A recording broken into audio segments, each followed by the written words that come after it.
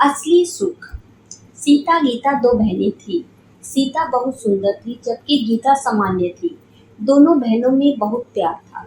सीता सुधीर नाम के लड़के से प्यार करती थी। सुधीर एक बड़े परिवार का बेटा था।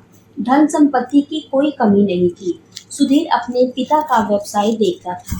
सुधीर ने अपने माता पिता की रजामंदी से विवाह कर लिया। सीता के माता पिता इतना बड़ा रिश्ता पाकर धन्य हो गए थे। अब बची गीता। गीता की एक सहेली थी जिसका दूर का भाई स्कूल में मास्टर था। उसने गीता को देखा था। वह उसके शांत स्वभाव और गुणों को देखकर उसे मन ही मन पसंद करता था। ये बात गीता की सहेली शोभा को मालूम थी। उसने गीता के माता पिता को बताई। गीता के माता पिता ने मध्यम वर्गीय परिवार से थे। वे ज्यादा दहेज नहीं दे सकते थे। उन्होंने चंदन को देखा और उसके परिवार से मिले तो उन्हें परिवार बहुत अच्छा लगा।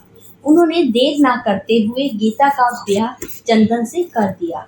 सबसे अच्छी बात यह थी कि सीता और गीता एक ही शहर में थी। शादी के बाद एक दो बार मिली थी। उसके बाद उनका मिलना कम हो गया। सीता को घर में कोई काम नहीं रहता था। हर काम के लिए नौकर चाकर लगे थे। वो अकेले कमरे में बोर होती क्योंकि सास के पास समय ही नहीं था। सब लोग रात को डिनर पर ही इकट्ठा होते। सास चैरिटी में, किटी पार्टी में या फोन पर दोस्तों से लगी रहती। जब सीता उनके पास जाकर बैठना चाहती, बातें करना चाहती तो वो कहती, उब रही हो क्या? जाओ अपने कमरे में ऑनलाइन तंबोला का पासवर्ड भेजती हूँ, खेलो। उन्हें अपनी आज़ादी में किसी का खलल डालना बिल्कुल पसंद नहीं था। सीता को अपने मायके की याद आती। कैसे दोनों बहनें देश दुनिया की बातें करती। गीता और सीता जब बाजार जाती तो चाट टिक्की के ठेले पर टूट पड़ती। अब सब कुछ घर में ही आ जाता है। ठेले पर से तो कुछ खाने का सवाल ही नहीं था। सीता हमेशा ठेले पर गोलगप्पे खाने को मिस करती। सीता ने गीता को फोन मिलाया। हेलो गीता, कैसी हो? अरे दीदी, इतने दिन बाद कैसी हो? हमारे घर आओ ना, सब बहुत याद करते हैं। चहकते हुए गीता ने कहा। गीता, मैं ठीक हूँ, सोच रही हूँ तेरे जीजा जी के साथ तेरे घर आऊँ। बहुत दिन भी हो गए हैं। हाँ दीदी, आप लोग आओ। शाम को सीता सुधीर से कहती है, सुनो सुधीर, चलो ना गीता के घर। अरे तुम जानती हो मुझे कितना काम रहता है, शाम तक थक जाता हूँ। ऐसा करो, ड्राइवर को लेकर चली जाओ। पूरे दिन वहाँ रुको, गप्पे मारो और शाम को चली आना। पहले तो सीता ने अकेले जाने से मना कर दिया और रूठ गई। लेकिन 2-3 दिन बाद वो सुबह उठी, नहा धोकर बहन के घर जाने को तैयार हो गई। सास ने उसे तैयार देखा तो पूछा, कहाँ जा रही हो सीता? उसने कहा, मम्मी मैं बहन के घर जा रही हूँ। सास ने कहा, बाजार से फल मिठाई और कुछ साड़ी कपड़े खरीद लेना। उन्हें भी लगे हम अमीर हैं। गर्व से उनका मुखमंडल चमक रहा था। जी मम्मी, सीता ने कहा। सीता ड्राइवर के साथ गीता के घर के लिए निकल गई। रास्ते में उसने बाजार से मिठाई खरीदी, अच्छे शोरूम से सबके लिए साड़ी कपड़े लिए और पहुंच गई बहन के घर। एक बड़ी सी गाड़ी सीता के घर के सामने रुकी। सास ने दरवाजा खोला। सीता जेवरातों से लदी, मेकअप लपेटे, महंगी परफ्यूम लगा घर में दाखिल होती है। ड्राइवर आकर सारा सामान जो अभी अभी सीता ने खरीदा था अंदर रख गया।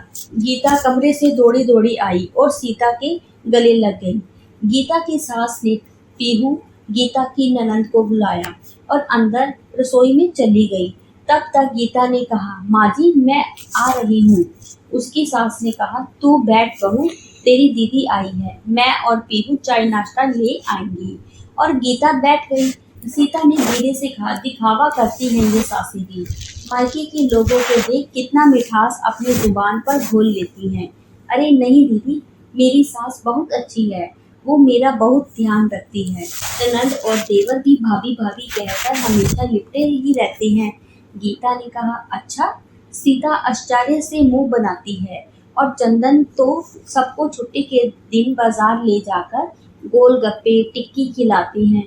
उस दिन हम लोग थिएटर भी जाते हैं, बड़ा मजा आता है। सीता उसकी बातें सुन सुनकर खुद की स्थिति की तुलना कर रही थी।